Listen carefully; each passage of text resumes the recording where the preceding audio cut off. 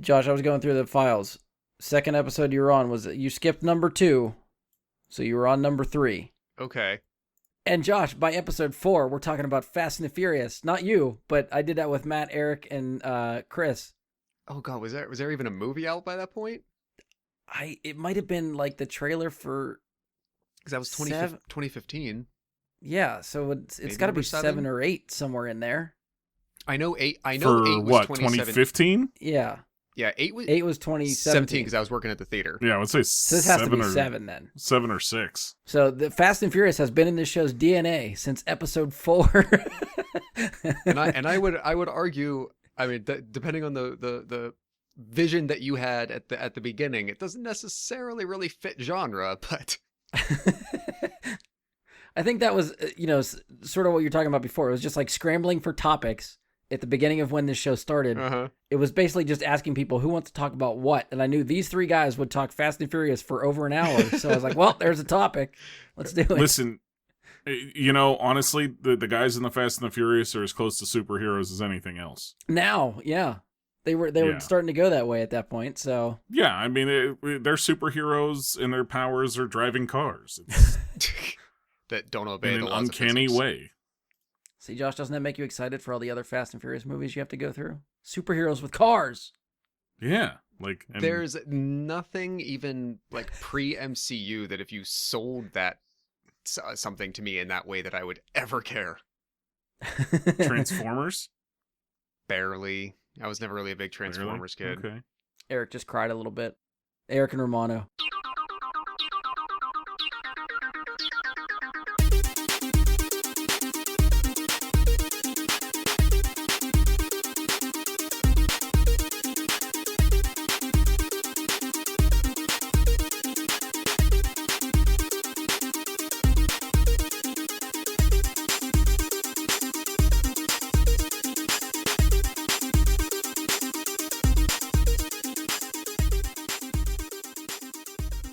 Hello and welcome to another episode of Bry Guy into Super Friends. I'm your host, Brian Labick. Joining me for this episode is someone whose body may be inhabited by someone else's wish. We'll never know. Josh Zorch. I was really nervous about what my intro was going to be today, and I already was sort of on alert, ready to cut it off midway and squash it. So I'm pleasantly surprised and grateful. Is that the better of the two? Like, you're okay with that one? Or I'm you're yeah, expecting as to worse? what's happening compared next. to what my first performance post Watchmen discussion could have been. Yeah, absolutely. Next up, we have someone who has such a great relationship with Sears, he can hook you up with a 3-inch Game Boy. Mike Bradley. Yeah, hit me up. You can do that. By the way, you can come get your 3-inch Game Boy by watching me on Twitch at Rare Achievements or on YouTube. Rare Achievements there too. If you want that 3-inch Game Boy, you are going to have to contact a man named Brian Labick. He's got about 400 of them, I believe, that he's giving away this month alone. So get in contact with him, and if you come to my stream, I will give you his contact information so that you can get in. They're free. First 400 people to get them. There you go. I mean, hey, Ian can plug random shit that doesn't go anywhere all the time, right? So, sure, do that. You'll get an IOU from me that will go nowhere. But matter of fact, email brightguysuperfriends@gmail.com. I will be sure to get back to you on where to get your Game Boy. Josh, you got anything to plug? I know usually I've been trying to do this at the top of the show now. I know Mike just plugged himself. You got anything you want to plug? Nah, it's for future reference. I'll tell you before we hit the hot live button whether there is or not, because just assume there's not. Okay. Are you gonna plug yourself at the start this time? I was gonna end with me. Okay. So yeah, Mike insisted I start putting myself up front too. So I will plug myself for once also. So you can follow me personally. I am Jedi Bry Guy on Twitter, Twitch, YouTube. That's Jedi with an I, Bry with a Y. You can find me on any of those. All the Super Friend stuff I'll plug at the end because you're probably used to that by now.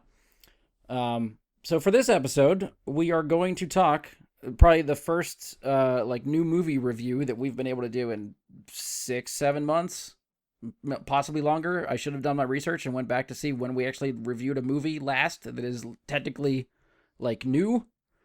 But we're here to talk about Wonder Woman 1984. So if you remember, probably a little over a month ago, we talked about how Warner Brothers was releasing a bunch of movies to HBO Max. Wonder Woman 1984 was the beginning of that slate. So it released in theaters and HBO Max on Christmas Day. So if you've signed up for HBO Max or, started your free trial, you can watch the movie now. It is there until January 24th. We should be putting this out before that, so you might have about a week by the time this comes up and you're listening to it the day of release. You probably got a week to catch up on Wonder Woman if you haven't already. And then it'll leave the platform. It'll still be in theaters for another 2 months. And then after that, probably, as far as I know, the same release schedule that most other movies have. It'll, rental and then home video. And at some point, probably come back to HBO Max, but we don't know how soon. So, moral of the story is if you want to watch it now on HBO Max. I did do a double check for the last time we did a most anticipated list, which was for 2020. Wonder Woman 1984 was my number 5, was Josh's number 5, Andy's number 3. It did not make Mike's list. Mike did not have it in his top 10 for most anticipated. But I don't even think it made your honorable mentions, I don't think, for that list. Most of us were really looking forward to this one. 4 movies this year. I know. I looked. Had you shown me the list of movies that were actually going to come out, it would have been on that list. Yeah. I think most of us seem to be really looking forward to this one. It made all of our lists, most of our lists. So before we do spoilers, jump into discussion and stuff, normally with the movie reviews we do for new movies, we usually try to talk generally about what we thought. So if anyone that is curious to check out the movie, you can sort of get, spoiler-free thoughts from us if you think it's worth it to check it out or not. We'll hit you with the spoiler warning, and then we'll go into specifics for the movie.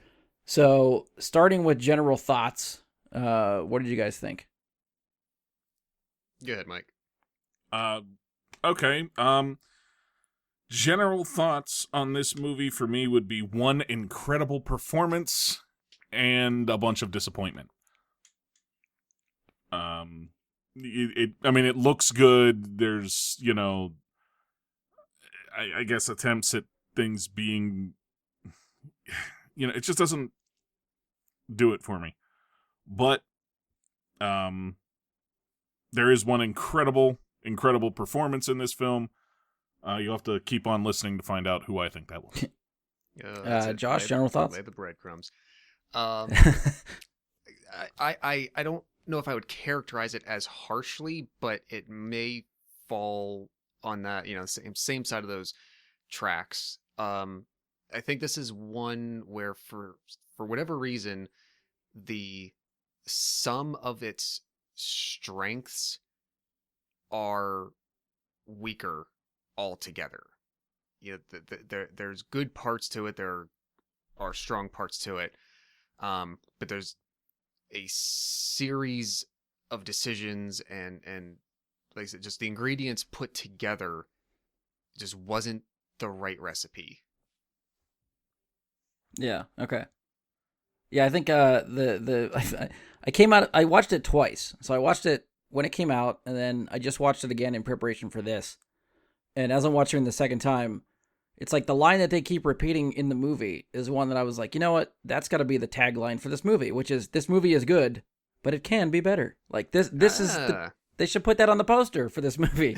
Yes. I'm kind of a bit underwhelmed, I think, with these guys too. And I don't know if it's just because like my expectations were that high for it that it just didn't hit that bar coming off of the first Wonder Woman, which is fucking fantastic.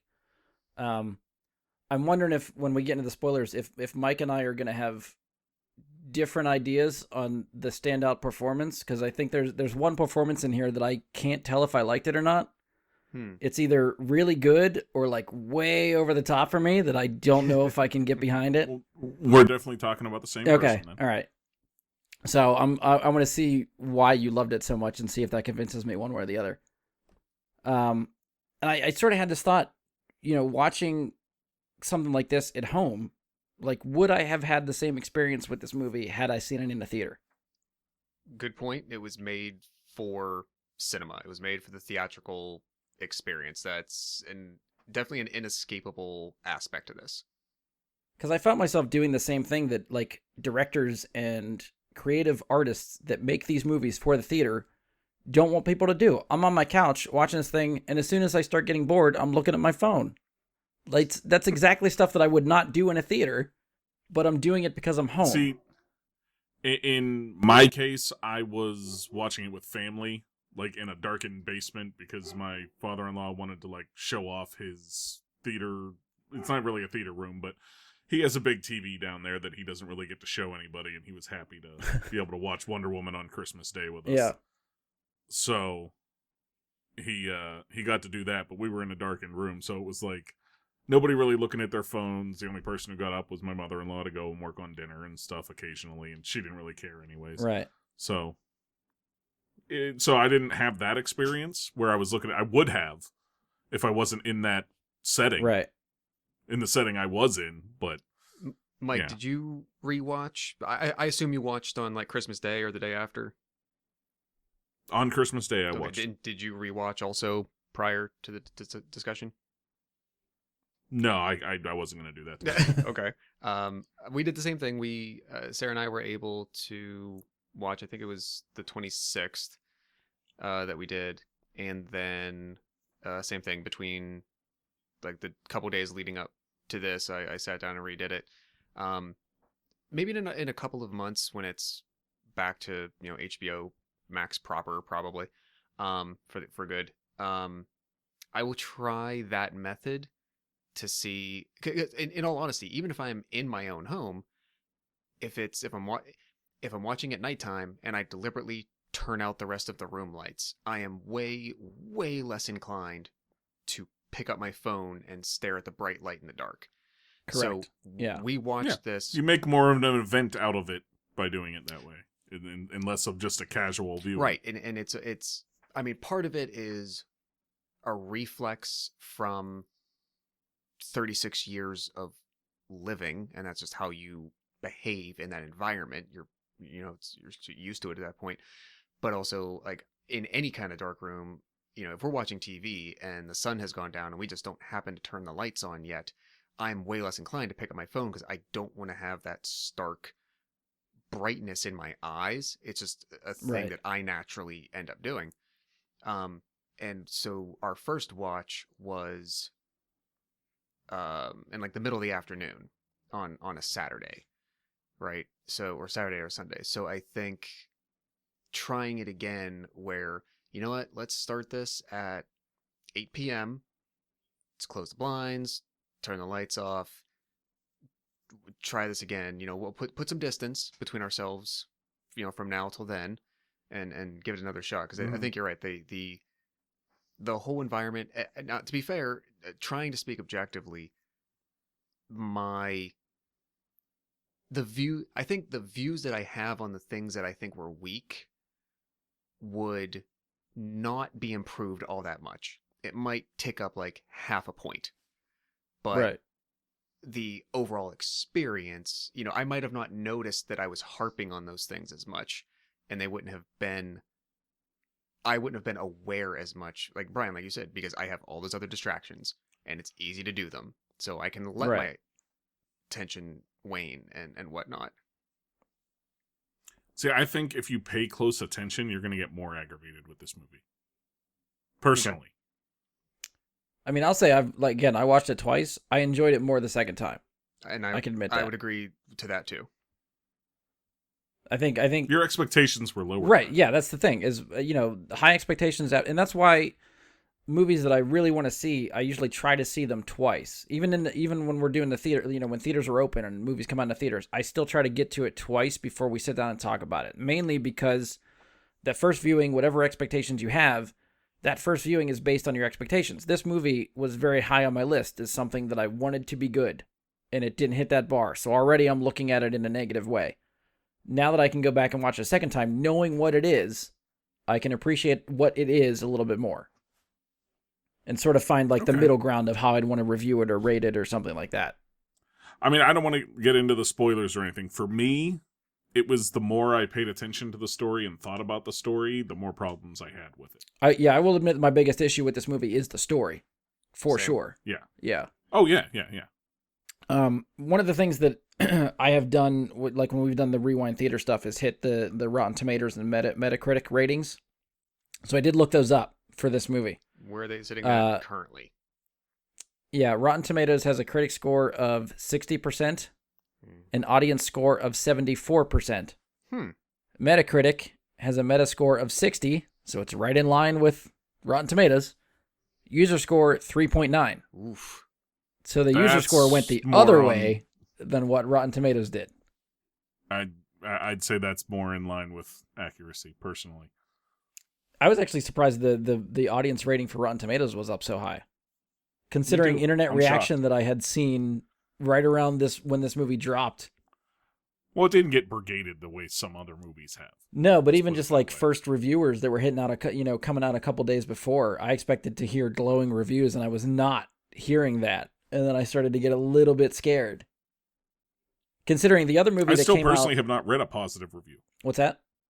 I still personally have not seen a positive review or read one. I think they're out there. I didn't personally see them. I think maybe just from what showed up on my feed of social media scrolling, like the sites that I typically frequent. Yeah. But it was funny. Like this movie and Soul both released digitally the same day, and I heard nothing but bad things about Wonder Woman and amazing things about Soul. So, yeah, it was. I need to watch Soul. I will say Soul was good. I liked Soul a lot. I got to give that a watch. All right. Any other final thoughts for general spoiler-free stuff, or we'll hit the spoiler warning and move on. I would not want to detract anybody from watching it. I would not say this. I personally would not say this movie sucks. I would say this Yes, I movie agree. has creation problems with strange choices that don't gel, but it is still entertaining. So if this is where you're gonna cut off for the moment or anything, this is I would say you can still enjoy it. Probably give it a try. I tried to. That's a fair point. Make up your own mind. Yes, that's one You thing. know? At least it regardless of what we say or think, that's one thing I usually try to promote. Is that at the end of the day, these are just our opinions. We are not right or wrong. There are definitely people that like this movie that are out there. So regardless of how we say, or what we say about it, how we feel about this movie, do not leave it up to us to decide whether or not you're going to watch this movie or not. If you are interested, watch it, form your own opinion. We can try to have a civilized discussion about our disagreements on this. Hopefully it doesn't result into name calling and yelling. But it's the internet, so who knows? But yeah, I if you've made it this far and you're unsure, watch it. Like, we're not telling you not to watch it. Is sort of where I'm going to end that. Exactly. Fair enough. So from here, we will be talking spoilers for Wonder Woman 1984. If you haven't seen the movie yet and don't want to be spoiled, pause us now. Come back after seeing the movie. So again, if you're unsure, go check it out. Come back and listen to what we have to say after you've seen it. Last call for spoilers to follow. Spoiler! Spoiler! Something like that. All right, so we are back. Anything here is fair game. Spoilers. We're going to talk about specifics from the movie. We started talking beforehand. If you've been listening to our Rewind Theater episodes, we started reviewing those movies with 5 criteria: direction, story, characters and actors, soundtrack, and special effects. So we're going to sort of lead with those guidelines when we get into the specifics here. So, Josh, if you had to pick one of those 5, where would you like to start? I'm going to suggest, if you guys are okay with it, I'm going to suggest that we start with director and then go to story, because I think issues or points that we could raise in the remaining areas could be better contextualized after the story discussion. Okay. If that fair. makes sense. So I'm going to say let's start with director. Now, and I think that people often very easily will give directors credit when things are very successful and come together well and it looks great and it blows away expectations, blah, blah, blah. So similarly, it would be unfair to not lay some of that at their feet if you feel that things fall short. Okay. So in the same way, like, people probably give credit to that position for things that person had very little interaction with or input in, honestly. Like, depending on how the whole thing works, maybe they have to give the final sign off on something, but they're, it's not like they have their hands in every single little thing. So they often get credit for things that they're not really that involved with. So it would be. I think it's more the latter. People present, like, their departments work on their shit. They come to them and say, "Is this okay?" And they say, "Yes, go with that." And that's the director's job. Right. So similarly, if there's something that you say, well, this didn't go well, and if the same sort of thing happened where there's a sign off given, that person would have to bear some of the criticism. So Right. anything that I think falls short in this movie or that I would critique, while I enjoy a lot of what else she's done, I have to lay some of that. I think it'd be only fair to lay that at Patty Jenkins' feet. That said, I think, as we said earlier, this, unfortunately, it doesn't feel like it's better than the sum of its parts. But some of the parts were really good. Yeah. So some of the visual effects choices I will give her credit for. That whole opening sequence on Themyscira, I actually really dug. I do too. Yeah. As we'll get into story, that set a tone for the movie that I wish it had kept. I don't, and part of it is I don't really know. Never mind. I'll hold that for story. But I can't really say this didn't look like a good professional movie, and it didn't look like a good product. So I don't really know where to go from there per se. I'm just like left in this in this sort of space where I don't want to just shit on somebody, but I can't necessarily find the right words to say the positive side of things either. So directing was meh. I guess if you had to, yeah, and I know, like, I don't want it to sound like that big of a douchebag, but because, like, who the hell am I? Like, you know what I mean? But the pieces that worked well, and those that didn't dragged it down, unfortunately.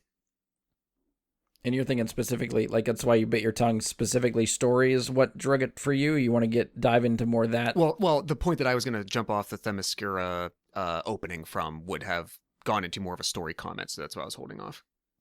Okay. So in terms of directing for me, I have that very word written down. It's the first thing I have to say about the directing. Meh.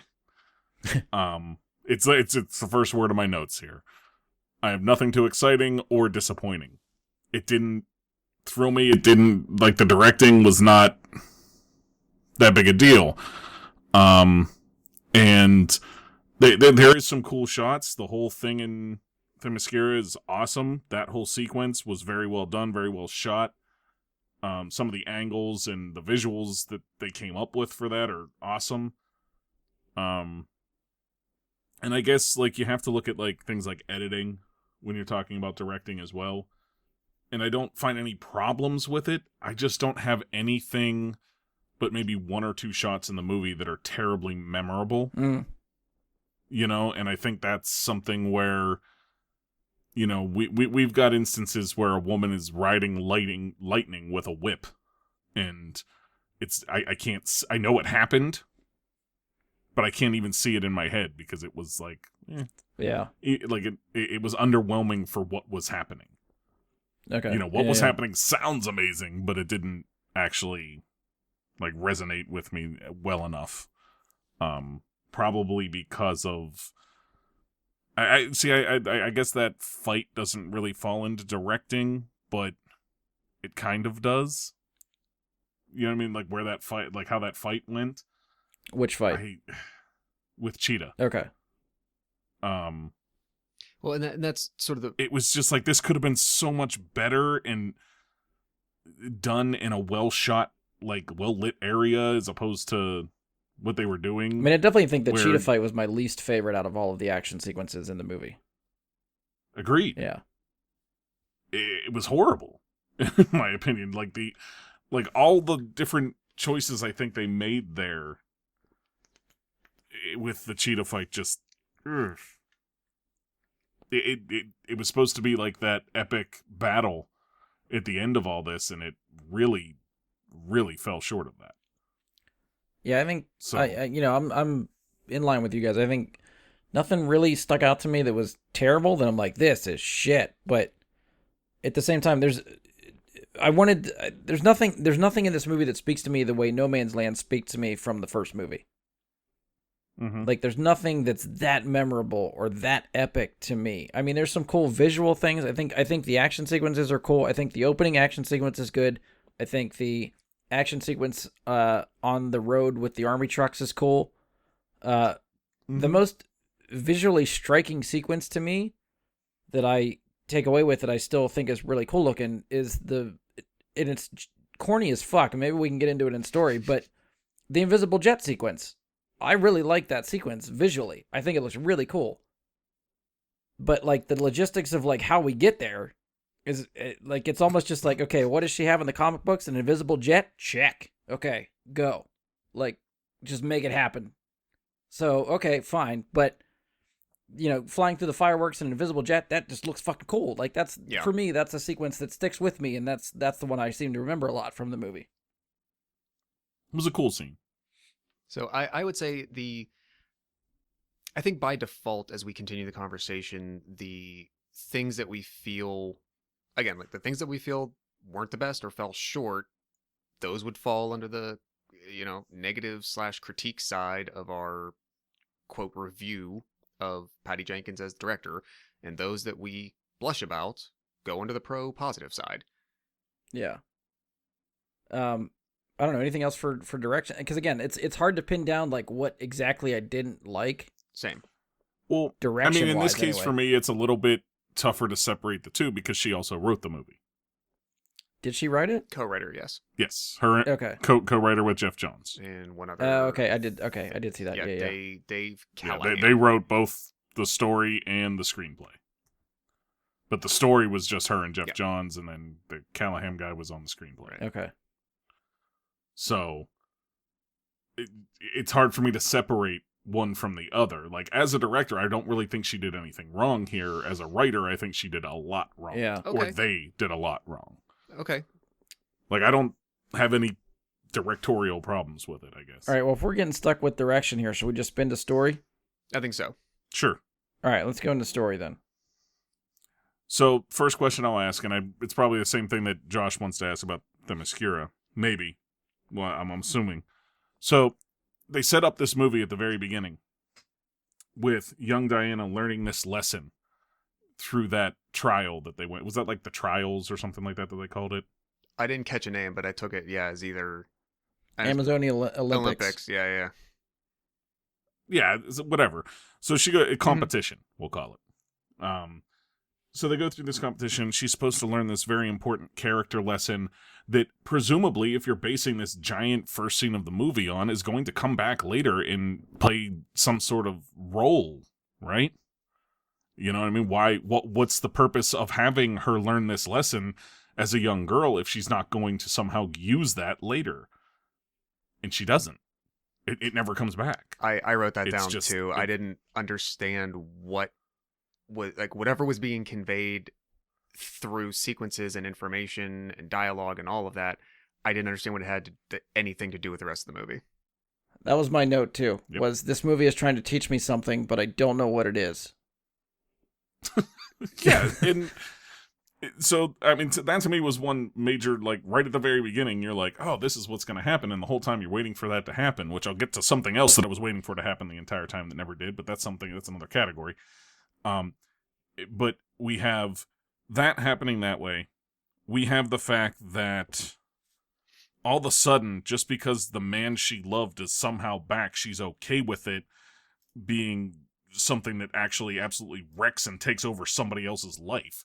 And this is somebody that is supposed to be this morally, high-end person that we're supposed to admire, but has this selfish reaction to it throughout the entire movie. And only when the entire world is at risk of crumbling because of that does she decide that, well, yeah, I guess I got to give up Steve and get my powers back. What? Yeah, I feel like this is one of the numerous conversations I've had with people that have watched this movie, is the moral implications of having your boyfriend inhabit someone else's body and not blink an eye. Yeah, there was no hesitation. Which, Like there was no moral discussion about this isn't okay. We need to stop and this. not only that, No, but it was like, let's bone. to Fuck me, it. well, two things that I'm hopefully not going to lose my second train of thought talking about the first one. But the first one, like, this is fantasy. It's a made up movie. It's a wish.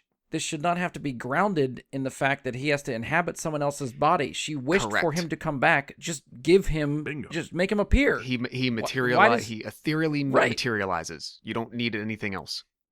And, So- and you can This still is a have movie that has a woman ride lightning with a whip and another woman turn into a woman cheetah Yeah. later in the same film, but we can't and you can still materialize have somebody out all of of thin the air. same moral hang-ups that she experiences through the potential loss of him without Right. that aspect of it. He could Infinity Ward fade away by the end of the Infinity War. I said Infinity Ward. Infinity War I call fade it away. I at call the it end of the movie. Voldemorted because he Yeah, did it okay, first. so, He yeah. ashed away.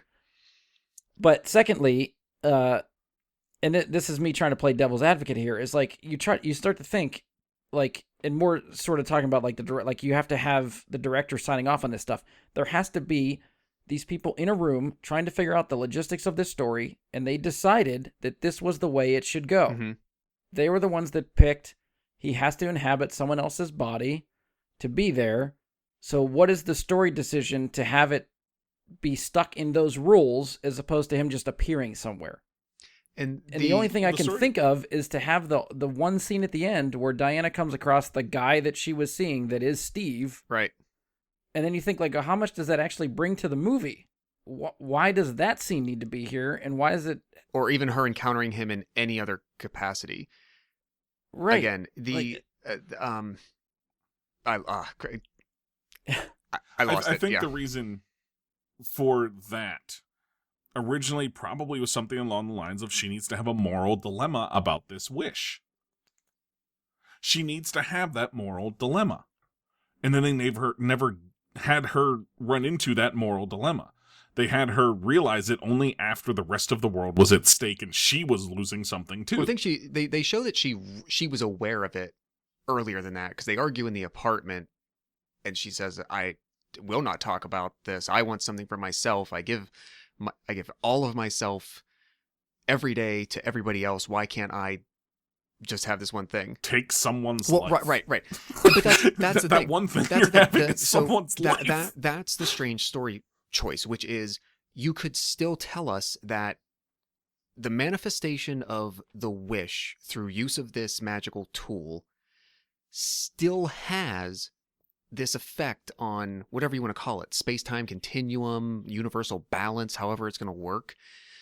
Steve is here. All of that still exists. The fact that Steve Trevor is in a psychological sense, a spiritual sense, however you want to think of it, is been reincarnate. Like, that all still exists without it having to be a body snatching setup. You can have all of that still. The part even more than that I thought was strange to me is it doesn't line up. We often talk about in world building and fantasy especially, give me the rules. And what you're telling me has to adhere to the rules. And the more that you go outside of your own rules, it just appears that it's a matter of convenience to get around some other corner you backed yourself into with your rules. Right. So the rule is someone makes a wish, they have to give up something. And it appears, prior to Max Lord taking over the essence and becoming this wishing stone itself, it seemed that person didn't have probably control over what they traded. Right? There was never on the table, here's the deal, do we agree to this? Yes. It was, I wish, and whatever I lose, I guess I gotta live with. So, what does Diana lose? She starts to lose her power, her immortal abilities, her strengths, all of that. On the second viewing, I finally realized she's not losing that because Cheetah stole it. That was not the condition of Barbara's wish. Barbara said, I want to be like her. That does not mean that Barbara has to take what she has. Right. Barbara is giving up something else for herself. Diana is losing something for her. If Diana never made a wish, I could buy that Barbara was somehow siphoning Diana's power away. Yeah. The fact that Diana made a wish herself says, I am giving up this thing about me to have Steve back. So why does the person who Steve inhabits have to be a part of that equation? Why does Right, that... I'm pretty sure that guy didn't wish to be inhabited by somebody who's dead. Correct. Why is that there's pulled that. into the calculus of this? That doesn't line up to me as a story choice. Well, and like to me, the other problem is we've talked a lot already about why, like, what her issue is, and why she doesn't have this moral dilemma about it. Steve is back too, and he's fine with it too. Like, he seems like a little bit more opposed to the idea, or feels bad about it, or talks more about, like, he keeps you aware of the fact that it's another guy that he's inhabiting, but at the same time, he never sits her down and says, like, this is fucked up. Well, to the point, he doesn't have a choice, Like- though. Like, none of this is his doing. He did not wish for Yeah, but himself. he could talk to her. Right, which... And say, you need to stop this. I mean, yes, to me, I never seen any. I'm not blaming Steve for any of this stuff. I'm putting I'm the not blame blaming, more on Diana to recognize that, I hey, just this is mean, weird. like- We should figure this out. I mean, Steve's trying to help her get to the bottom of it. He's the first one to realize this is not good. We have to. Well, I guess it's more because she's losing powers, not because I'm inhabiting this dude's body. But Right. I'm just saying, he doesn't seem to have a problem with being back, even at the expense of I somebody mean, would else you? losing I wouldn't. their being. You're suddenly back from the dead, and you're a Wonder Woman's boyfriend, and you're gonna be like, no, you know what? I want to be dead again. Like, come on. But at the same time, I'm not that great of a person, and Steve Trevor is played up So- to be supposed to that be great better of a than me. person that would think of other people, you know? I mean, at least give These yourself people are the supposed to be weekend or characters we something, look and up then to. decide you're gonna go back. No, I mean, I would have boned her. I mean, hell yeah. Like, get that in before you go back to being Do dead. that and have some Pop-Tarts. And see the Space Center, yeah. Yeah. Yeah, I mean, don't get me wrong. Like, coming back, I mean, I guess that's another aspect to it. Coming back 100 years in the future, I'd walk around for a couple of days, but I'd also feel really bad about it the whole time. Which, you know, story-wise, I liked that parallel of, like, World War I, she's the fish out of water, he's showing her around, and you get the reverse of that in this movie. I Agreed. enjoyed that a lot. Yeah. Agreed. And I liked that he is, Yeah. and it was through a different prism, because not only, she's not just moving history, she is moving, for all intents and purposes, dimension.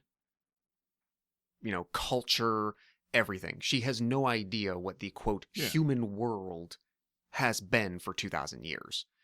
Yeah. He is moving into, and I like the idea that they move him into the future, for him to be like the moments that Chris Pine sells being in awe of, especially the planes and the space shuttle Yeah. and all those things, the subway, Yes. like that shot of his face, I could watch that up to him just being awed by a subway train coming down for like 3 straight minutes. He sells it so goddamn good.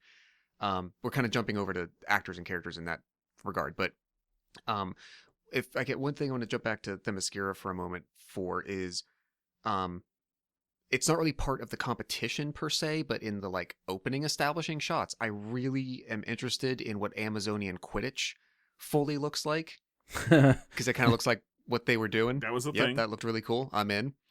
I think though something like a Wonder Woman has, and I wrote this down, has the same challenge and almost blessing and curse as Thor did. The first 2 Thors especially. You have this person from a fantasy world, from a god world that is parallel and can sometimes interact with our own. So you don't want to waste it, but it's such a challenge to split your time between those two and to incorporate them in a way that makes one seem like it gels well, like what is happening in one and what we're being shown in one becomes purposeful to what we'll see when they're no longer there and they're in the other place. I think contextually that worked out way better in the first Wonder Woman film by Steve showing up there first, and then, you know, obviously Diana having to leave. Right. This one, as we already said, they give us this whole sequence, which was really cool, but we just don't know what it had to do with anything else. But I think it's part of that is just an inherent challenge of blending fantasy characters in the quote real world. Okay. Yeah, and while I understand what you mean, I still come back to my point in they could have used it the way they did and had that lesson she was learning matter Agreed. in the movie later. And that's how they could have tied it It's in. like, I know it had something You know, to do with that's truth, why but it's that's there. about all I got from it. Like, truth comes Yeah, around I in the mean, third not act of the film, cheating. but other than that correlation, that's all I got. Well, not cheating, earning your way there, you know, and then the whole talking about truth and all that. And it's like, if you're going to put this there should be a theme. You know what I mean? Like, it should, that's how stories work. There needs to be that theme that I know I didn't get. I guess to say a positive about the story, and what I feel was really well written. First of all, let's just throw it back to the original creators of Max Lord. One of the best names ever created. Like, if you're gonna have a comic book character name, Max Lord, it's hard to go wrong with that one. His story, however, Max Lord's story, I actually found to be very compelling. Okay. At least compared to the rest of the film. I felt like his story was much better written and much more interesting than anything else going on in the movie. And it's one of those things where I'm trying to, like, think of it now in terms of, was it really that well written, or was it the rest of it not working for me that made it seem like that was better? Okay. And I'm not sure. Yeah. But I enjoyed that end of the story much more. You know, I mean, the story of this, you know, businessman that just can't make things work. He obviously had some plan for success and just kept failing and failing and failing. And he's trying to make his kid happy. He's trying to, you know, provide this life for his kid, and he can't. But he's trying to remain this Superman in his kid's eyes. That's a well-written character. That's somebody who has this drive and reason to do something that's really not very good. And then he finds out about... does anybody remember the name? I know they named it the wish thing, the monkey's paw, whatever this thing was. The crystal thing? I don't remember what the name of the crystal was. I don't know if they gave it a name, and I think when she used the phrase monkey paw, I thought that was just in a general sense because that's a term used for such things that behave this way, but not that she was calling it that. Right. Right, that's what I mean. Like, I don't know. I can't... They did say something in terms of what its actual name was, but I think it was in Latin or whatever language. It might have but been anyways, part of that. He finds out about that, and he's going to chase it down, and it's like, this makes sense for a desperate man. And, like, his story follows logic. Okay, yeah. Of a desperate man, and it follows, like, it's a much more well-written story than the rest of everything. His arc is much better written. Okay. Yeah, I could see that. And I think that's something to say positive about what they did. Big question for me, and I don't remember if they sort of, like, set this up prior to the movie and sort of talked about this when, you know, Justice League sort of flattened out and didn't do very well. Like, are we led to believe that this movie is part of the DC universe, like other movies? Is it not? Like, I for something that happens in 1984, which is right in the middle of, like, all the other DC stuff, you'd think a world-changing event like this would have some repercussions or be acknowledged somewhere after the fact, but it's never talked about again. I think... Listen, Alice, you're going down a hole you're not aware of. Yeah. You don't know what's down That's why, there. like, I don't right know now. if, like, post-Justice League, if DC sort of came out and just said, like, hey, we're making movies now. It doesn't have to connect. We're making movies. That's But how I to took me, it. I have a hard time separating that fact when you're using the same characters and specifically actresses and actors from a movie that was connected to all this stuff. Like, that's harder for me to separate than just like, hey, we're going to make a movie now.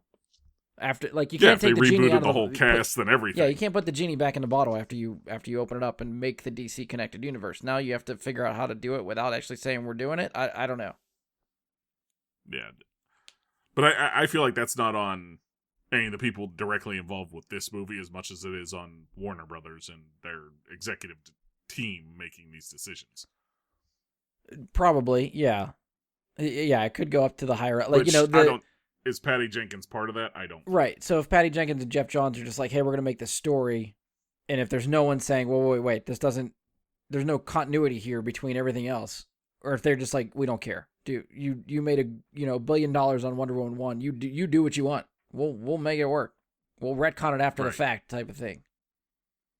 And that's probably what got DC Universe in trouble in the first place, was that kind of idea.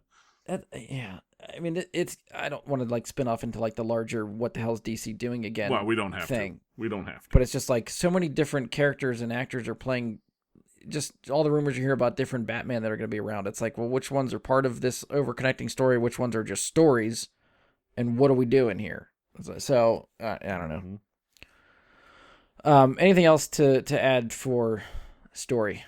Oh, I got quite a bit. Final. If you want to hit. Okay, go ahead, Josh. Yeah. I think it was a potential misstep. Again, you're using a fantasy character, and you're using a character whose roots are in mythology and the gods, and she gives a little bit of more backstory. I picked up this time of, like, eventually they go talk to that guy who they say, "Oh, you're of Mayan descent," and we find this old book, and we talk. Dreadlocked guy. Yeah, but she kind of generally, I don't even remember, she might fleetingly, very quickly mention the name of, like, what, if is this Greek? The god of lies or whatever Greek? it is. Is it? I'm really having a bad time. Is this Greek or Roman mythology? What's the name? Well, if she's coming from a place of Ares and Zeus, right? So that's Roman. Oh, are you talking? Well, yeah, no, they messed that up. Okay, too. well, don't get me like that. That's not on like them. Diana is the Roman god. Artemis is the Greek god. That are the same, like between Roman and Greek. In Roman gods, it's Diana. Greek, it's Artemis. But Ares would be Greek, whereas Mars is Roman. Okay, so whatever, like, camp that she would fall So in, it's- and that lineage of I don't mythology, know. why not, like, I felt like you tease us to some degree, like just tangentially mentioning, like in passing, like it's not important, like, oh, this artifact has the writing of the gods on it, and we'll generally talk about Greek Loki for a half a second, but that doesn't end up playing a bigger role, like the identity of that god, the history of that god, like, it's gods. right, Like, yeah. anytime you're bringing gods and mythology up, like, what you have to do more. People want to know more. You have to. People want that. That's the Yes. juice. But it's a missed opportunity, I feel, like, because otherwise, like, you're either underutilizing that aspect of her background, or I don't, like, you're bringing it up in, I don't know, it just didn't pay off.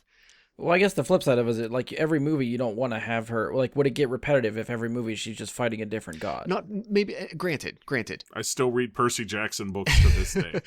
And for me, like, And- maybe not fighting gods, Just saying. but just if you're going kind Interacting. of, and I just, if you're going to weave them in, make it substantial, make it Okay. important. It didn't seem important. Okay, fair. I think this is more of just an overall movie thing that has been said in many places. You did not need anything about this set in 1984. And I don't know why they necessarily chose Fanny that. pack. Yeah, like, they only played it off in, like, 2 small moments. And when we get the soundtrack, like, I got so many thoughts. But I didn't understand why. Like, this could have been set anywhere else or nowhere. It didn't matter. Like, I don't know. And I will say, in the trailers, they played up the 80s as so much of a bigger part of this than it actually ended Correct. up being. And I got that like feeling like, oh yeah, Wonder Woman in the 80s, it's gonna be awesome. And then you get there and it's like, oh, is this the Mhm. 80s? And see, the only thought I had is sort of like what I talked about, like this huge event that should have been somewhat memorable or or talked about in other DC movies that are sort of kind of peripherally connected. But this would just be kind of like in the middle of all that stuff. So maybe it's like so far after they're not worried about it, and so far before that they're not worried. It's in that middle ground where, by the time we get to Man of Steel, BVS, Justice League, that stuff has happened so far after the fact that no one's talking about it anymore. Yeah, I could see that. Because you couldn't set this in present day or, right before all those movies, because then it's going to be really blaringly obvious that they didn't touch upon anything that connects to each other in those movies. But you get a little bit of wiggle room when it's 20, 30 years before. I agree. So maybe it was more of a matter of convenience. Probably. Part of we already sort of touched on it. I actually really did like the idea, aside from the body snatching part, but showing a vulnerable, not only god, but superhero in a way that just directly showed them as selfish, but in an identifiably selfish way. Yeah. Her desire, and I say it's very simple. It's like one line that she's arguing with Steve in the apartment, and she says, "I give everything every day, and I'm happy to do it. Why can't I have this one thing?" Yeah. And again, body snatching aside, just the fact that he is there for her to have again, I like that part of the story. I actually really dig it. And from a story standpoint, like that, I'm with you. The whole thing of like Steve returning, regardless of how it works logistically, how he comes back, and that whole thing, but having him there for Wonder Woman and Diana as a character that has to, she didn't get the chance to say goodbye to him before. It's one of her life's regrets. It's not saying goodbye to the love of her life, and she gets that second chance in this movie, which is something I was happy to see. And see that play out. They actually get to have a goodbye. Like it gives it a little bit more closure, where I guess maybe even by the time you get to the later movies, you can, I guess, see that arc for the character. That by the time you get there, she's still mourning and misses him, but it's, I don't know, maybe a little bit easier for her. I don't know. I also dig the line that they gave Chris Pine of trying to help her through that I know how hard this is going to be for you, especially getting a second chance, so you don't have to say goodbye because I'm already gone. Right. You've already lost Yes. me. I'm already not here even before you say I renounce. Yeah. I thought that was good writing. Yes, I agree. I thought it was not a good choice to show or explain Asteria's armor as being able to fend off, quote, like all of mankind's army or whatever they were depicting as they were telling in the backstory. But Cheetah somehow got so powered that she was like shredding the wings like feathers. I've seen that complaint too, and my sort of, again, flip side of that argument would be the army of men is just men at the end of the day. They're not superhuman Amazonian. Kristen Wiig's character, Cheetah, has the same power set as Wonder Woman. You're supposed to believe that they are on equal footing. And perhaps her powers increase with that armor because of the wish, because she wants to be her. So by putting on that armor, Diana makes her more powerful, perhaps. It's a stretch, but I will... Because the wish can be evolving. I will try to bend on it. Yeah, I mean, in my mind, from a power level standpoint, Cheetah is more powerful than the army of men, is where I'm coming at this from. Fair.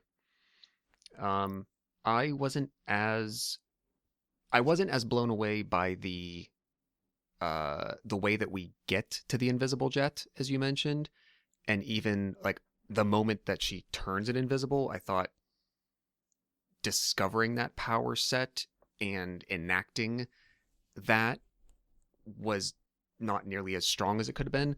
But I absolutely agree that once they're up flying and Steve Trevor is just engulfed in just everything that is him. And Yes. he's an American veteran experiencing the 4th of July in the sky with modern fireworks flying again and all that. Really well composited. Yeah. Again, that whole thing just kind of felt like checking a comic book box. It doesn't, like, you're not led to, like, they don't want you dwelling on how they get there. Just that, oh, she's got an invisible jet in the comics, so let's just check that, put it in the movie. And it's one of those things where I feel like they didn't have to, but they wanted to. Because, like, of all the things she has, the invisible jet is the dumbest. Right. Just let her fly. Like, in the comics, just have her fly. Why does she need a fucking invisible jet? So she's not as good as Superman or something? Just give her flight powers. Like, this is not... spinning from that, I was trying to remember, does she fly in the comics? Because her flying in this movie was kind of like... that weirded me out a bit, because I'm like, does she do that? I don't know. No, she doesn't fly that way in the comics, but she can fly in the comics because she has an invisible jet that you can't see. And they just explained it away instead of just saying she can fly. They felt... Because... Again, you're going back to a time. Wonder Woman was created in, 1941, 42, 43? Something like that. And you're talking about a time where saying a woman could fly just as easily as Superman? Oh, no. She has to have an invisible jet to fly. And that's kind of where... So they didn't ever actually show, as far as I know, the actual invisible jet. Because it was invisible. But she could fly. Well, I was thinking more like modern day comics. Does she fly now? Like I know back then she was using the jet to get around, but more modern stuff. I think it depends on who's writing it. Like, I mean, yes, she still can fly, but it's a matter of whether they choose to have her do it or not. I think it's depending on the person writing it, because it was, again, they're still kind of stuck with those strictures of DC saying, no, you can't retcon the invisible jet. Well, it's even kind of another thing too of like. If she flies in 1984, does she fly in, like, Justice League and BVS? Like, I don't remember her flying in those movies. She certainly doesn't. So, what the hell happened? She doesn't have the jet. But even the sequence that she flies in this movie, she's not standing on the jet when she flies. She's just flying. Well, she flies in this movie as a true feat of strength. Okay. You see her spring off of something, and she's able to float in the air. Well, yeah, because she's the same. So think of it like, like the Hulk can leap cities in a single bound. Yeah. Jumping with she's style. Doing that on. Yeah, she's just doing that on a much grander scale. It's a feat of strength. It's. I think maybe we saw I two saw different that wrong. things. I mean, it's the same thing that like Superman's Superman flight is a feat of strength. But Superman's flight is a feat of strength too. That's why you see Superman jump when he goes to fly in the DCEU. He breaks the ground underneath him when he takes off, because it's a feat of strength. He jumps so strong that he can just fly. Yeah, but keeping controlled flight like that, I don't know how. I think that's you're my talking hang-up. physics in comic books. You're talking physics in a movie that has a woman turn into a cheetah. We're not talking physics here. We're talking superhero physics. It's different. Right, but I feel like that's the difference between, again, jumping with style like the Hulk and flying. Sustained flight is where they are flying in a sense. We're getting into like certain point of view crap here, and this is. If he breaks the ground when he jumps off, it's a feat of strength. He wouldn't have to if he could just fly. He would just float up off the ground. Okay. So we're speaking in this universe, she does kind of the same thing here. She doesn't take off with as much force as he does, but there's still some force to it when she does. And she has like the momentum continuation of like riding the lightning, I guess you could call it, when it's available. Yeah, I think her first flight sequence, she like attaches the lasso to a jet and just lets it carry her, but then from there she just kind of floats after that. Mm-hmm. If I'm remembering the sequence right. Which I will say, the moment that they use to pull you into that happening, I found myself surprisingly okay with it. That in the moment where she has to break and have like her lowest point and walk away from Steve, they transition that right into showing as she's walking away. She's, formally says, "I renounce my wish." You see her start to heal. She picks up speed. She picks up strength. Just immediately launches into the sky. And I'm surprised at how well I found myself taking it. They're like, oh, okay, so we're going from that moment right into, oh, and now I'm going to call it flight. That, oh, now Wonder Woman can fly. It's just... The moment she gets up in those clouds, for some reason, I did not have, and I think most of the time I normally would, but I did not have oh, here we go, they're giving a voiceover of those comments that he just gave to her not too long ago about how you, fly, quote unquote, and you just hear that voice again. For some reason, I was completely okay with that whole sequence. I really liked it. Well, and what she does is, I mean, it's the same. It's what I was getting at. She takes off, and then she's riding the wind because she doesn't just have the ability to fly. I mean, she has to ride the wind.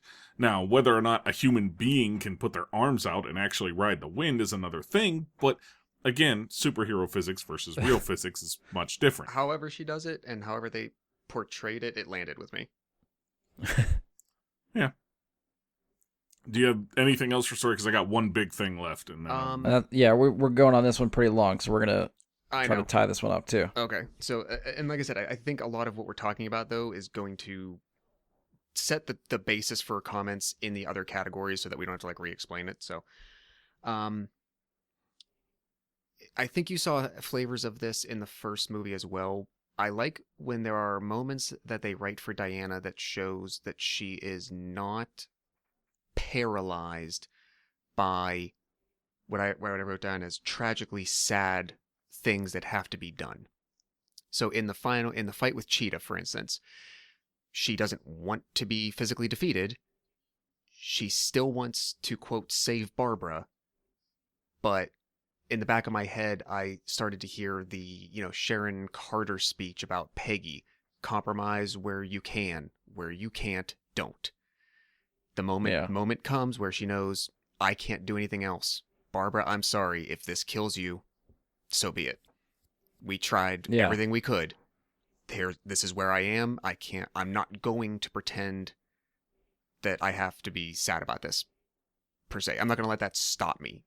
I have to move forward after this. This is what has to be done. And they give her moments like that, and I think that's a good showing for her character. I'll agree.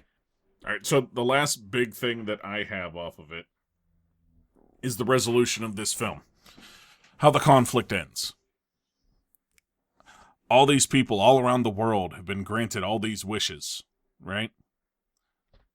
And in order to defeat this thing, everybody has to renounce their wish after they've been given their wish. There is no chance in fucking hell that every human being on Earth decides to be a good human being and renounce their wish after they've been given something like that all at the same time and all come together and suddenly realize they were good. That is the most unrealistic thing in this movie with somebody that turns into a cheetah. I'm just putting it out there. You're probably not wrong. There's no way. Some selfish bastard would cause everybody the world. If I had to find something to be able to make myself move on from there, I would try to use a spin of your physics logic and say... I was thinking the same thing. It's superhero world moral logic, and so therefore it happened. Yeah, but in that same superhero world, that moral logic leads somebody to become a cheetah because they are so selfish and not renounce it. They see themselves actually being a living cheetah, like a human cheetah. And they're like, nah, I'm good with this. I'm not going to renounce my wish. Again, she does by the end. And they die I'm not for saying that. You're wrong, but if I have to find a way for myself to move on within the story to accept it, that's how I have to spin it.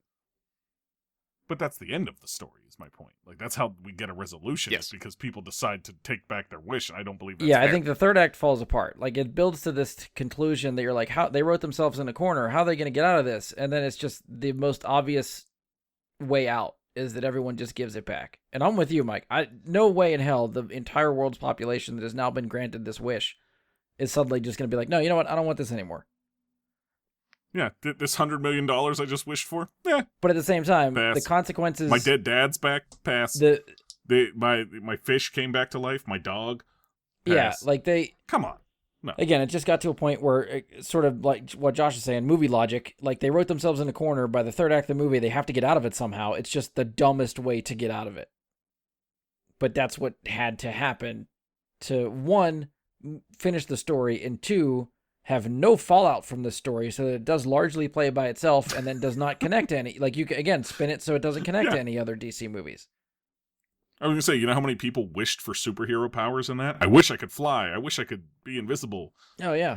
I mean, how many more superheroes would you have that they'd have to explain? That would just exist because of that alone. The only other thought is that, especially because, again, for whatever they wanted to get, they personally had something affect them.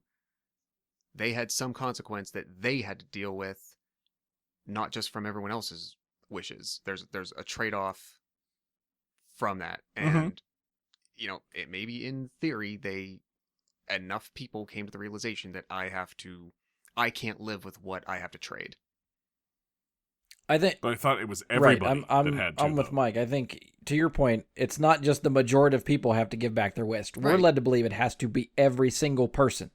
I agree, but every single person who made a wish also accepted their personal consequence of whatever they traded for their wish. So then, in theory, could every person have decided that whatever they were losing as well wasn't worth what they were getting? Maybe? Well, I mean, you're also assuming that once they got their wish, they stayed tuned in. And they were like, oh yeah, I'm going to keep watching. I just got all this stuff. Let me find out what's happening. Maybe. You know what I mean? Like, there's so many holes in the way they ended it. It just bugged Yeah, the it shit does out of me. fall Like, apart for me at the end. All right.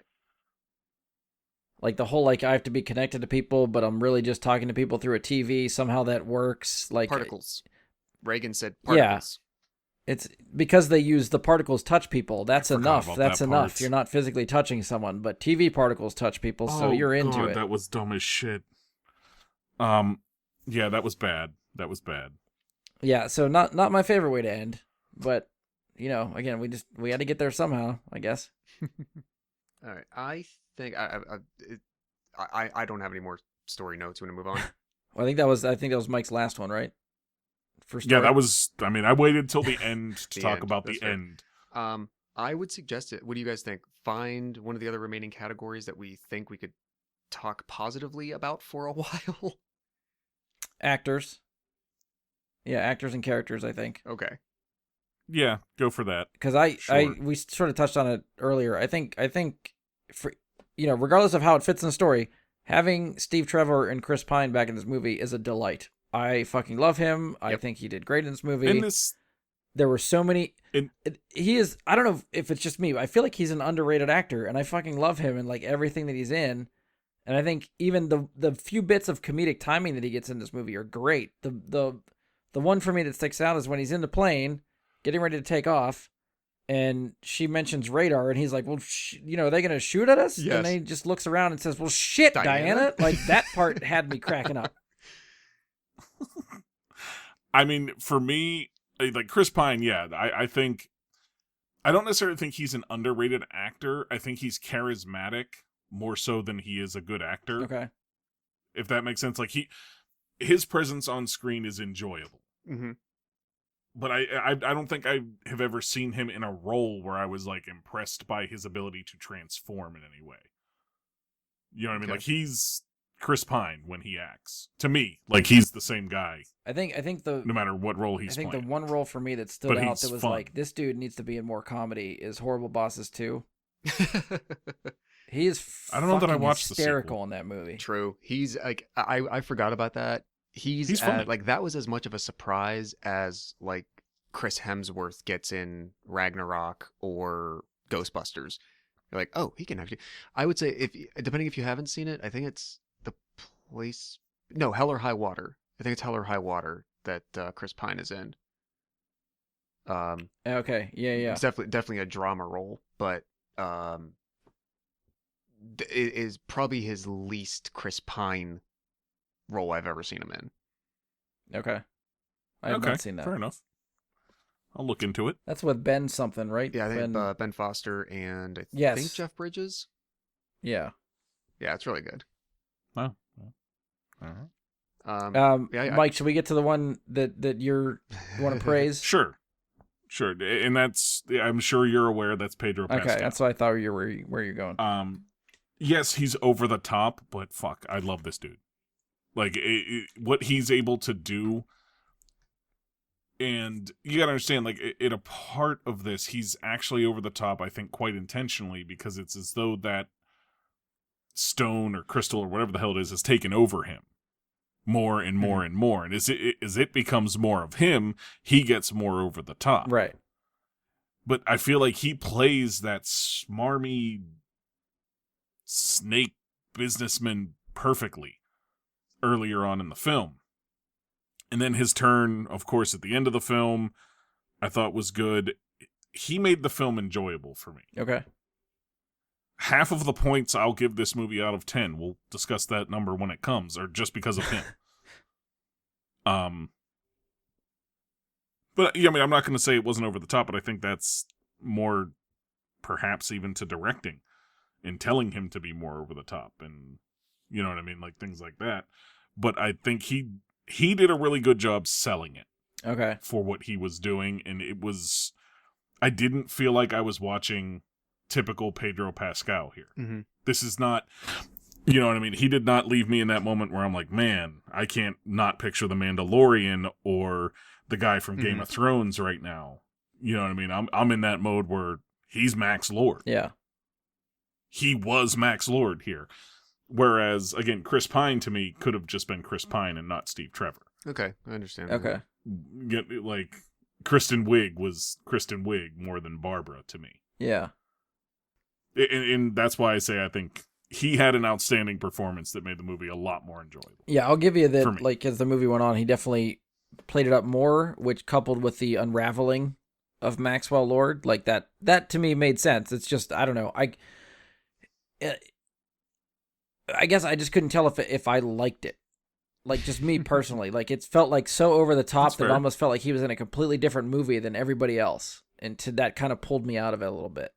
That's an interesting way to think of it, but, and as you said that, it just occurred to me, but the whole course of the movie, until, almost 2/3 of the way through, he is in a different movie. His story hasn't intersected with anything else. So he's behaving in a, quote, different world. The people and the settings and the circumstances that affect him are completely unattached to everything else we're seeing. Also true. I wrote down, I wrote Pedro Pascal crushes it, acts his ass off. But there's never, and to Mike's point, there's never a moment that I would ever describe what he did as chewing scenery. He never seemed like he hammed it one time. Everything in his most boisterous moments, in the biggest moments of what his character needed to do, he somehow found that sweet spot. And I wouldn't say like, oh, he just went up to the perfect line without going over. Nothing like that. He just found that great sweet spot of desperation and boisterousness, and yes, being loud, and your character's mannerisms are big and erratic, and you're going to meet the president, and then you're going to give this speech on TV going out to the world and whatnot. But he kept it in this place that where his character was at the moment. For me, every intonation of a word, every movement, like, it all made sense as to what his character was doing at any given time. And see, I think a good way to maybe describe how he was instructed, if I had to guess, is think a young Donald Trump whose father didn't have money, but who actually has a heart in the end. I could see it. And that's where he's told to go with this. And, I mean, he nails that to me. Yeah. I mean, so, but I mean, you're bringing me up on this a little bit more. You're selling me on this. I enjoyed it more the second time through. The first time it was distracting me. Second time I was better with it. So, but yeah, I think you're playing this up for me a little bit more. So I think I'm getting more on your side. I think part of it, and not to go back to like story issues, but I think I was expecting him and Kristen Wiig and the Barbara Cheetah to be more interlinked more of the time. That Yeah. yes, they meet early on, then they come back around to each other, but and I only bring this up because you said it was somewhat distracting. I think I thought I was in for a different type of story or a different trajectory of story when I sat down to start and as I got through the first 15-20 minutes. And when it didn't go that way, the bigger that Pedro Pascal had to be on screen, I could potentially see that as describing it as distracting because you're thinking, why are they wasting time on all this other stuff where we need to get back to the story when you then find out this is the story. Right. Yeah, that could be part of Yeah. it too. Yeah, I didn't think of it like that. But I mean, I guess to move on, I guess from where Pedro is, I think maybe I can make a sweeping statement that everybody will agree with. Gal Gadot was the same as she always was, which is good, but not over the top great. She was very solid as Diana and Wonder Woman. Yes, Yeah, I'll agree. I would say her emotional moments that she needed to hit were better this time for me. She's getting better Yeah. at it, yeah. She's improved from her Fast and the Furious come up days. Well, even from the previous Wonder Woman, and granted, her character's arc is much different. Where sometimes I felt her character was written as being so narrowly focused on Ares, Ares, Ares that I'm ignoring all the other information around me, and I'm not paying attention to what people are telling me that might help me contextualize how to get what I want. And because of that, it's like sometimes came off frustrating and whiny. But this time, her character's path was different, and so I think she got a chance to be Diana more this time, where she Yeah. is just very like in the entire time she was, Diana of Themyscira in the first movie. This movie, much Yeah. more, she's Diana Prince. Okay. Yeah. Sure. Anybody else we need to touch on? I mean, I think honestly, Kristen Wiig did fairly good with what she had to offer. Yeah, I liked her. I I thought enjoyed she her. did good. And I honestly can't. It's somebody who's an underrated. If you want to talk about underrated, I've never watched her in anything and thought she did a bad job. True. Yeah. Ever.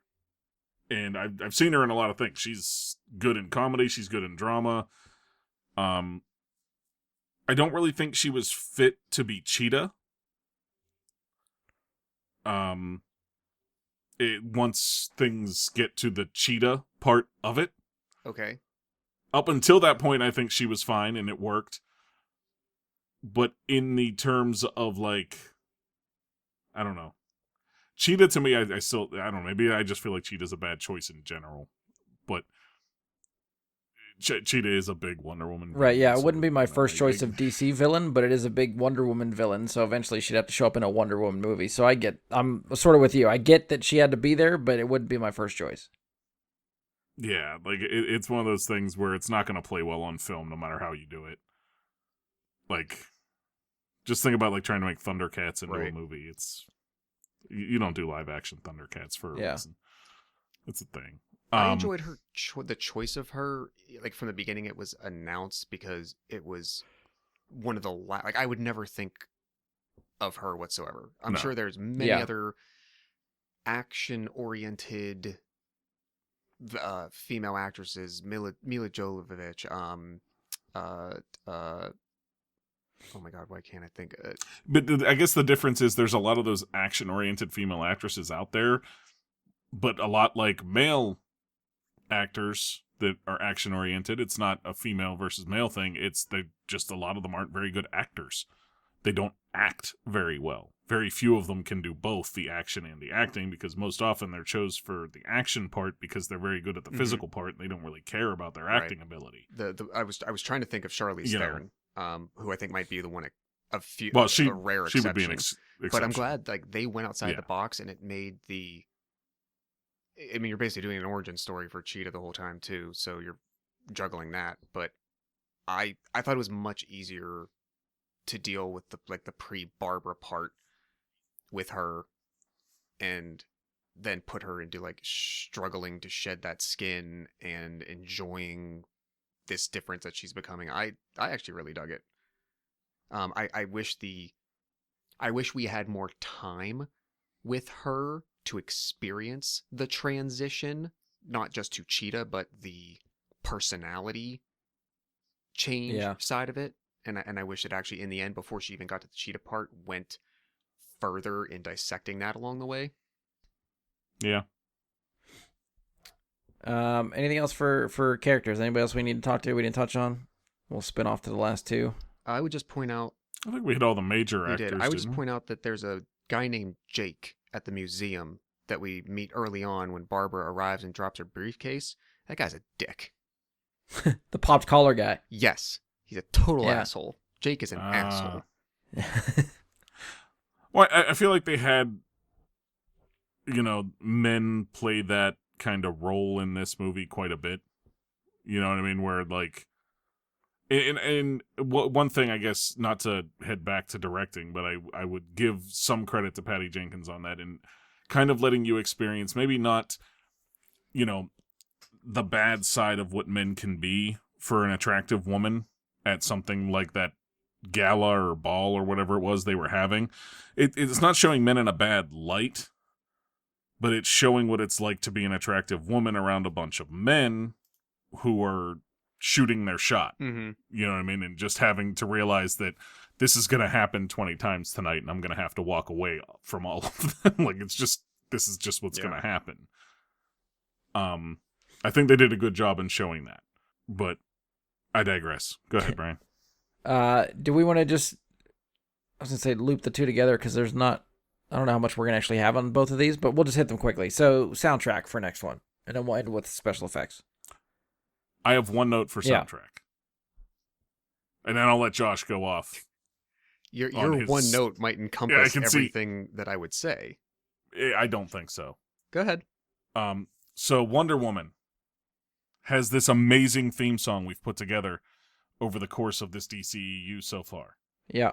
Fucking use it. Use it. They teased it the whole movie. It builds up to it and builds up to it, and you can hear the beginning of it, and it builds up to it, and it builds up to it. It never plays the actual. I heard it twice on the rewatch. Crescendo of the song. You heard the actual crescendo of the song? Well, not elongated. The theme is there quickly, but it's there. They don't highlight it. Yeah, it shows up and then it just goes It's into like action sequence music. But it's there at the truck sequence, and it's there right when she starts fighting Cheetah, or not Cheetah. The. But I feel like it was there, but they do the lead in for it, and they don't actually hit like that memorable hook. See, that's what I heard. That song was the hook part of it. Just it's not long, but it's there. Yeah, they I feel like still, they divert and they don't there, stay on it where like it's really into like the meaty part of like the heavier drums along with the guitar over top. It's like they start it and then like Brian said, they kind of divert to more blending it into the general action music. It just, I think like when I originally took notes, because I figured we would like do this, but I don't have them anymore for some reason. But I called it like soundtrack blue balls. Like I wanted to hear that. And they got you there and they got you there and it just didn't. And it was like, damn it, just play the song. Because I actually thought I was sort of like you, after the first viewing, I didn't remember it being in the movie at all. So I was actively listening for it the second time. And I definitely heard that. Like that part's in there. I would actually, on the second rewatch. But I feel like that's the lead in, though. What you're talking about. I don't know. I guess maybe that's where our disconnect is. I'm considering that the theme. Like that's the theme. But I mean, like, there's the hook to the theme though, where like it takes that heavier turn, like a little later. Like I heard what you're talking about, where it leads in, and then there's that I don't know how to make. I have no musical talent, but it has a heavy hook. It does the do. You know. No, I know what you mean. Yeah, the do. So actually, and when I did the rewatch, when she first appears, I think like full body in the mall sequence at the beginning, where she like comes over one of the railings or something in front of the little girl who's falling or something like that, it actually plays there for the very first time.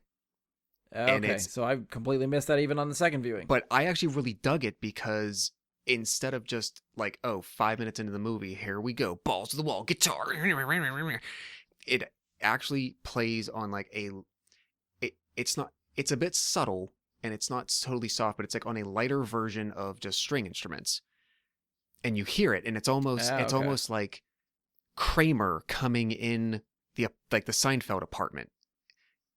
It's like she's entered, and it wisps, and it's right there, and then it kind of fades away into the rest of the music. But I actually, next time, if you remember that, listen for it, and I actually really liked its usage. Okay. And then I wrote down that the Cairo scene in the desert, you get it, and then the cheetah fight.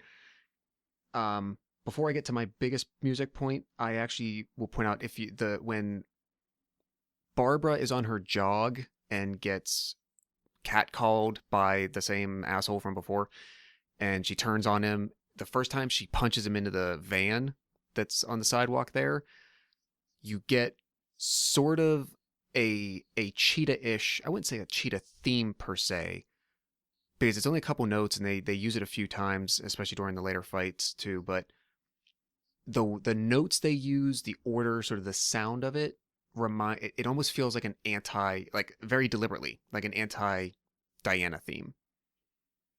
Ooh, okay. It kind of like, I missed that one too. It like goes the opposite direction, like where Diana's might be at like a higher pitch, and it's kind of just like scales going, in a sequence. Barbara's is very much more like it goes down, starts at a higher note, ends at a lower note. And it's a bit more menacing sounding, and that's at least how it struck me, which was a good juxtaposition to describe the two characters and the path that they're on, and they're I'm sure bump that, heads. Like you said, I'm sure that was intentional. I just completely missed that part too, watching it again. I think what I'm hearing here is a lot that they could have highlighted this stuff more so you noticed it. Maybe, and it's a blink and you missed it. Less subtle and more devil's heavy advocate. Like, maybe they didn't want to be heavy because something that cool. The head with it. But I'm saying if it's something that cool that they put that much work into to make like this anti-Wonder Woman theme thing going on for Cheetah, I want to notice that. I really want to notice that, And I didn't. I have to go back and listen to it specifically after somebody else tells me about it instead of knowing it was there. True. That upsets me. Brian, do you have soundtrack thoughts? Because I just got one that's probably on your mind too. We've kind of already mentioned it. Yeah, between Mike's Not Enough Wonder Woman theme, I have that in my notes, and then I have something that I don't know if you. I'm trying to not bury the lead for you. If you're gonna say it, because I feel like we're on the same page. He and I ramble all the time. You go. I think there was not enough 80s music for me. I wanted not one balls to the wall, hardly goddamn song in the movie, and especially after that reorchestrated Blue Monday. Yes. That drove the first trailer. They're like, guess what? It's 1984, mother effers. Here it is. It's all going to be 1984. Boom, boom, boom. And there was, I think, one partially recognizable 80s song that I had to Relax, look right? up. Yeah, Relax. To make sure. Okay, so that, and there was one other one that I couldn't even tell you what it was called. I forget what part it was at. I like, what, why? You're Warner Brothers. You own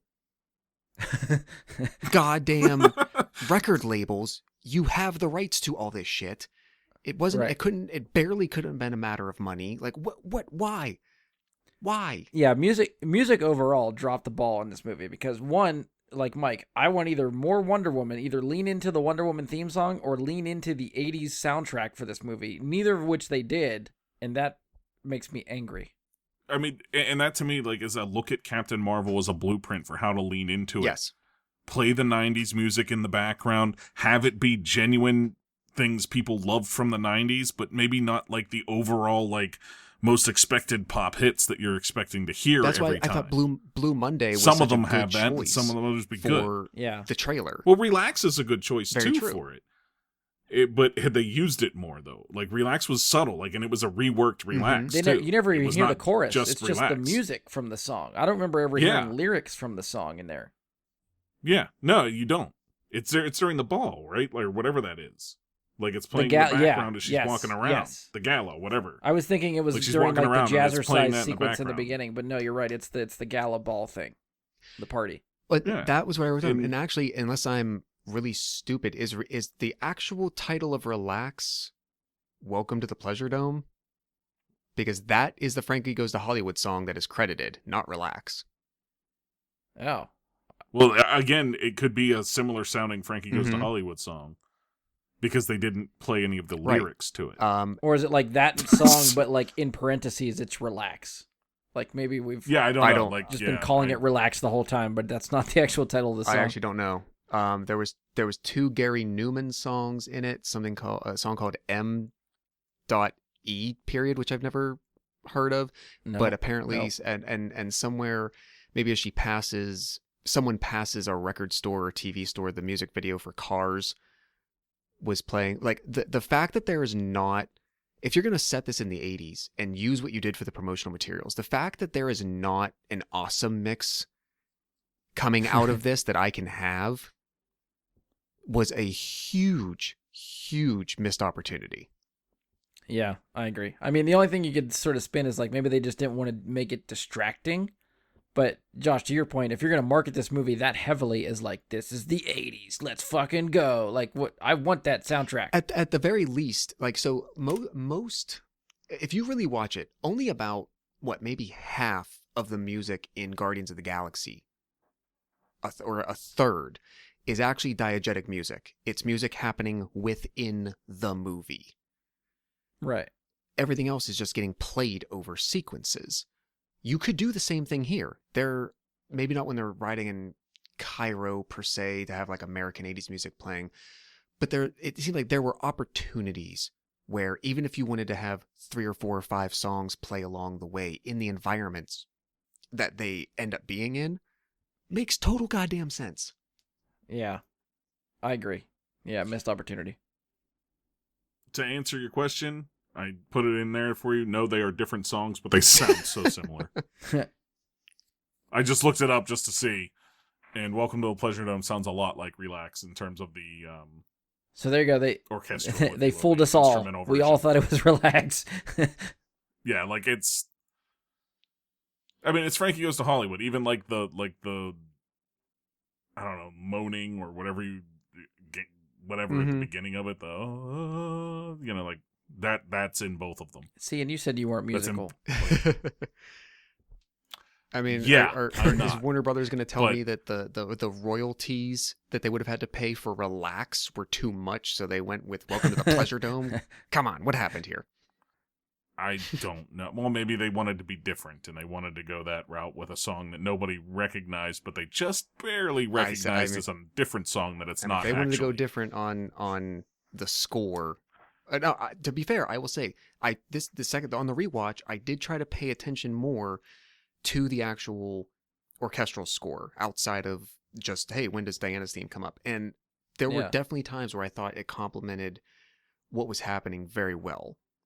So I again, we've Okay. talked about with tons of movies, it can be very forgettable, which is fine. Yeah. When I actually was trying to hone in and make sure I was paying attention, there were many scenes where what they put together fit very well, I thought. Fair. All right, so last category, special effects. I don't feel like I have much here. Like, they were fine. Like nothing stood out to me as being terrible, aside from maybe the final fight with Cheetah. I felt like the effects just as on Yeah. Cheetah. But Yeah. I think, Mike, you said it earlier, having just Cheetah in a movie is not something that I think anyone really thought was going to look good. So it was pretty much on par with what I expected, I guess. I was hoping, honestly, they did not turn her into a cheetah and they just had her have like this affinity for cheetah. I don't know if that would have been any better, honestly. Yeah, then they would have been accused of being Well, no, she's scared Kristen of going Wiig, the but whole she- way. she, Where like- look at the shit Marvel's done. Well, that could be the negative that she had off of what it was, is all of a sudden she's really into cheetah print and can't help it. Instead of turning into a cheetah being the negative thing, it's just like, you like this shitty print that nobody should wear. Well, so your point earlier, this will be the worst thing you have to deal with. So do you want to renounce your wish? Yeah. That's a hard case to make. And when it's I'm obsessed with cheetah print, when it's I turn into a cheetah, she still was mostly no. I mean, but yeah, the cheetah effects I thought were bad, and I thought that's the winged suit of armor looked dumb. Yeah, see, I was okay with that. I thought that looked kind of cool. I don't know. I wasn't a fan. I admit that I thought it stood out weirdly. I wouldn't say it looked bad because it didn't look bad, but something about the visual of it.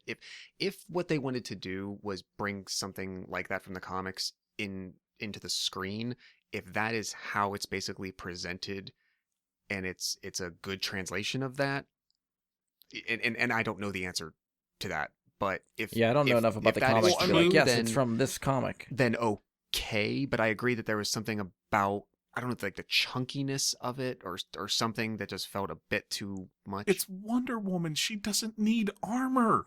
She had her powers back. She doesn't need armor. She's what?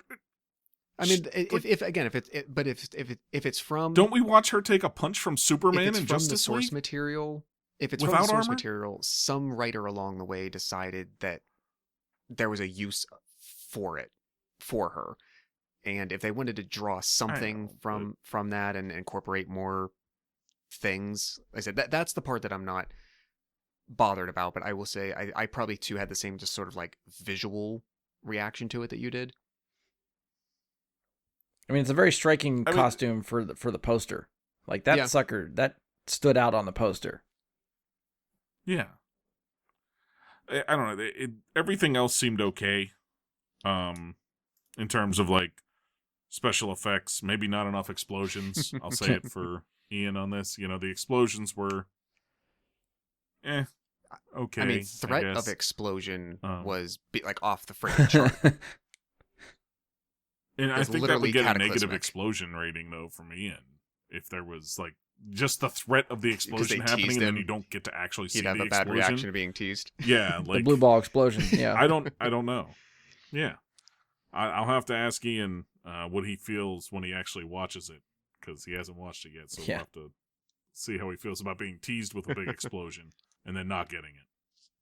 I'll run down just quick special effects comments. I did like the move when they're in Cairo, when they're driving, trying to catch up to the caravan, and she steps out of the car and starts running alongside it and then runs ahead of it. Just that notion that like car door of moving car going 70 miles an hour open, and like that transition of her stepping onto the road and going looked cool, and like I thought it was executed well. As also didn't look fake to me. Yeah. The White House fight in general, I thought was cool. That you finally get to see her use her tiara as the boomerang. And I like I called it the lasso warp thing, where she's like swings it in a circle and deflects bullets and shit. Yeah, that was cool. I had a moment though where I thought I saw the dynamic of what she was doing and what Steve's role was as very similar, or somewhat similar, to the Black Widow Happy Hogan break-in fight in Iron Man 2. Oh yeah. Where at the end, like, she looks back and he's like subdued one guy, and she took care of everything. In that same transaction, once Cheetah shows up, I did like that they gave her, the ability to do the like spiral dive move toward her. I think Diana does the like the gauntlet crash thing, and right. Cheetah does the like torpedo spin dive toward her to break through it. Thought, it looked cool. It's just fun hearing you try to describe this fight and how it works and all the moves they're doing. Yeah, I like it. I don't have a term for it, so yeah, torpedo spin dive sounds fine to me. Mentioned before, honestly, that like moment where she's riding lightning with the lasso, it's cool to me. It looks cool. Yeah, I don't care. It looks cool. It's just conceptually enough. dumb. In the broader aspect of what was happening, I can see that. I called the part of the cheetah fight at the end, I called it Cirque du Socheetah. And I said, it was okay. It was alright. Yeah. Last thing I'll say, when Diana is about to arrive at that broadcast station, the like military people are set up and whatnot, and the armory guns just start firing, randomly into the clouds. Yes. In the back of my mind, I immediately heard something's entered the upper atmosphere. Thinking of Watch too much Endgame. Captain Marvel showing up in Endgame. Yes, because that's exactly what it reminded me of. Yeah. Other than that, Which is something they should really try to avoid with Wonder Woman, so it doesn't end up compared to Captain Marvel. true, but to be fair, there was nothing else really about it, and Wonder Woman got, Sure. Wonder Woman got to the stadium first, almost 2 years ahead of Captain Marvel. So. Oh, I know. I just don't think they want to have their comparisons. Very true. That's all. Okay, so I think that is the end of my anywhere useful information or remarks.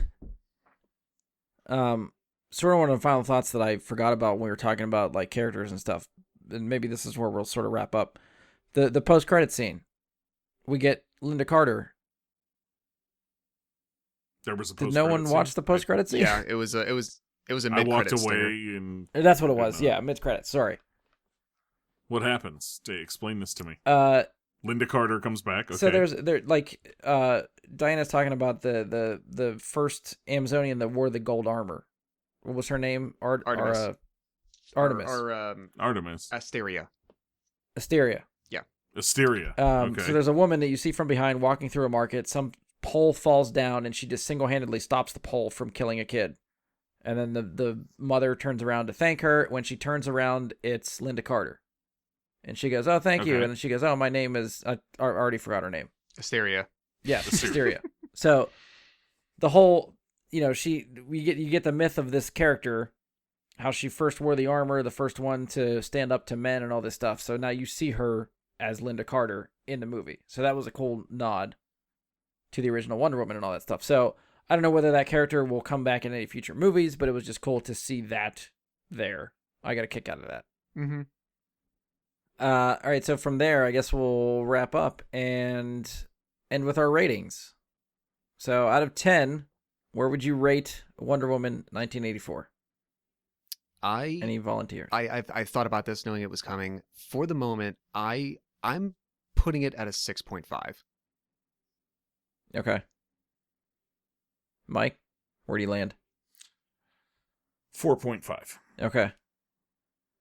I feel like coming into this, I was leaning towards 5.5. Like it was middle of the road, but I was going to give it just slightly over. I think over the course of our discussion and watching it a second time, I think helped sort of solidify where it's at for me, and I can sort of just accept it for what it is. I'm going to maybe go in between you guys. I'm going to bump it up just a little bit more, and I think I'm going to end on a 6 for this movie. Overall, again, it's fine. It was, now that I know what it is, again, after a second viewing, I think I can give it a little bit more of a positive spin. But if you listen to this podcast this far through, we went for like 35 minutes on story. This thing has a lot of story problems for us, and I think I cannot get over that part. Some of the other stuff could be forgiven, and you could overlook that and still have a good movie. But if your story falls apart and asks a lot more questions than it answers, and really kind of shits the bed in the third act, those are some big things for me.